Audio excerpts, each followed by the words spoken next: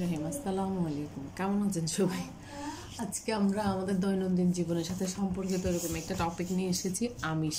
আমরা জানি আমাদের সবসময় খাদ্য তালিকায় আমিষ জাতীয় খাবার রাখতে বলে ডাক্তাররা সবসময়।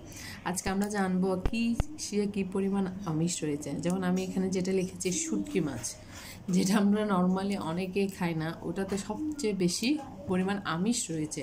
কত? 100 গ্রামে, প্রতি 100 গ্রামে 62 গ্রাম আমিষ রয়েছে। তারপর হচ্ছে সয়াবিন তেল, এটা তো আমাদের সবারই খাওয়া হয়, ওটাতে হচ্ছে 36.49 গ্রাম আমিষ রয়েছে। আর হচ্ছে গরুর মাংস, ওটাতে আমিষ রয়েছে 26 গ্রাম। তারপর হচ্ছে মুগ ডাল, ওটাতে আমিষ রয়েছে 23.86 গ্রাম। মুগ ডাল মানে সব ডালকে আসলে সব ডালের মধ্যে এই 23-24-25 গ্রামের মতোই আমিষ থাকে। ডিমে আমিষ রয়েছে 12.6 গ্রাম, যেটা আমাদের দৈনন্দিন জীবনে প্রায় মানুষের খাওয়া হয়ে থাকে। দুধ, এটা আমাদের খাদ্য তালিকার এসেনশিয়াল